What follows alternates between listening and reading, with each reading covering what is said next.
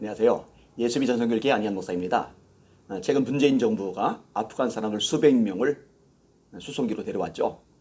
참 어처구니 없는 짓이 뽀젓하게 발생하고 있습니다. 이들은 난민법상에 언급된 그런 난민이 아닙니다.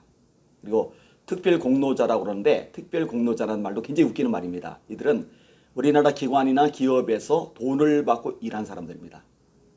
봉사한 사람이 아니고 돈을 받고 일한 사람입니다. 그러니까 직장 생활을 한 거예요. 아니 우리나라에 외국계 기업이 있잖아요. 애플 있잖아요. 그죠? 구글 있잖아요. 구글 코리아. 자, 이런 데서 우리나라 사람들이 일을 하면 미국 입장에서 특별 공로자입니까? 어처구니가 없어요. 어떻게 그게 특별 공로자입니까?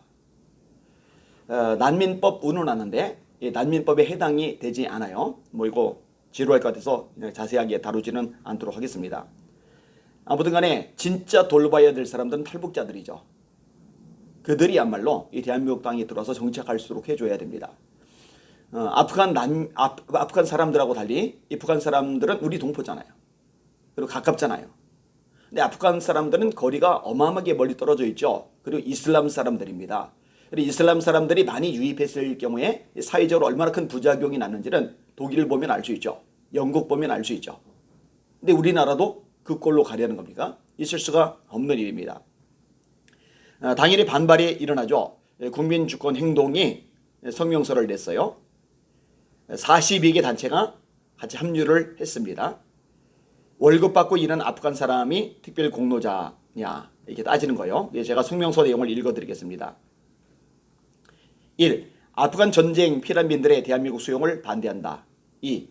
난민 수용의 의무는 난민법이 인정한 난민의 하나며 인도적 차원의 난민 지원은 난민을 주로 수용하고 있는 난민 배출국의 인접 국가들에 대한 지원과 보상으로 대체하라.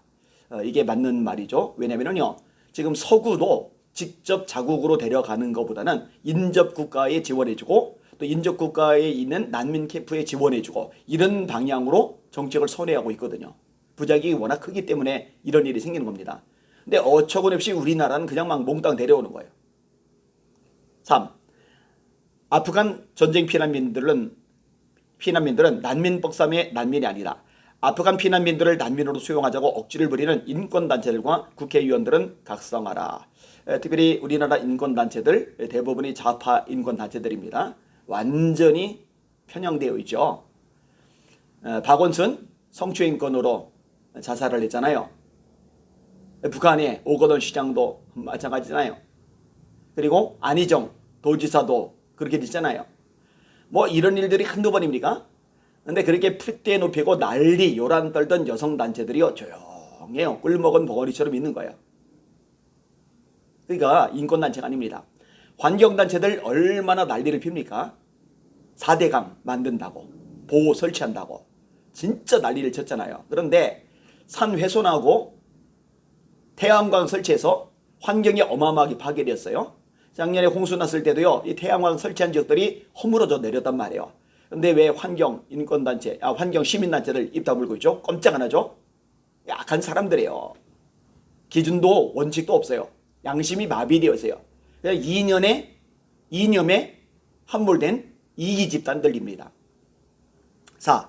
국민적 동의도 없이 아프간 피난민들을 비행기로 모셔온 정부의 비민주적이며 위법한 결정을 강력히 구탄한다.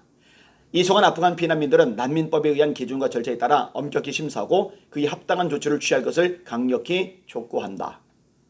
5. 북한을 탈출한 수십만의 북한 동포들을 수용하고 보호할 생각은 못하면서 이슬람 전쟁 피난민들을 수용하고 보호하자는 인권단체와 국회의원들 제정신인가? 아주 중요한 요점이죠. 6. 이슬람 전쟁 피난민들을 보호하고 수용하기를 열망하고 있는 인권단체와 정치인들은 국민들이 반대하는 국내 수용을 고집하지 말고 현지 난민 캠프로 직접 가서 난민 보호와 지원 활동에 매진할 것을 촉구한다. 데려오지 말고요. 당신들이 가서 거기서 봉사를 해요.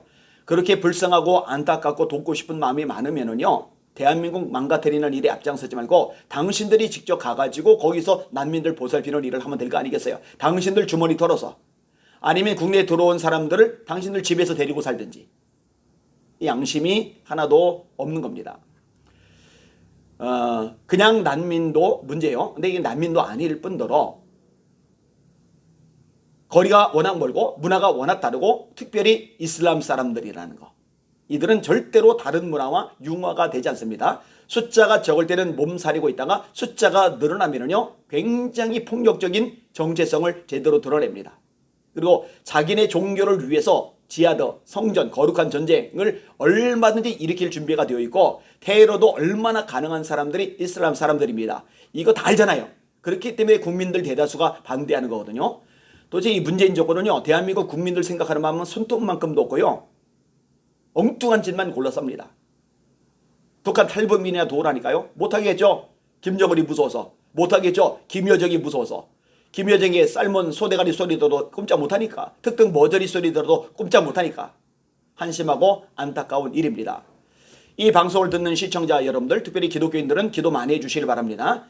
이 대한민국이 자꾸 이슬람 쪽으로 기울어가고 있어요. 정책들도 그래요. 대학들마다 이슬람 기도처가 생겨지는 거 아시잖아요. 그 다음에 이슬람 사원들이 지금 건설되고 있는 거 여기저기 세워지고 있는 거 아시잖아요. 또 할랄 이것을 사업으로 자꾸 만들려고 하는 거 아시잖아요.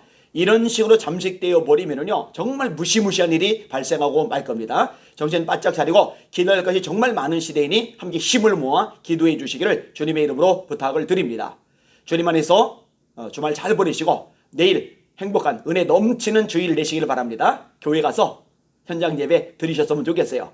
만약에 본인이 섬기는 교회가 문을 닫았다면 개척교회들 중에 문 열고 예배 드린 교회들 있거든요. 그런 교회 가서 예배를 드리면은 여러분들은 주님께서 원하시는 현장 예배 드리니 감사한 일이고 그 개척교회 어려운 교회들은 힘을 받으니 감사한 일이 아니겠습니까? 예배 목숨을 거는 한국교회 성도들 다 되시기를 예수님의 이름으로 축원합니다. 은혜 넘치는 주일 되십시오. 할렐루야.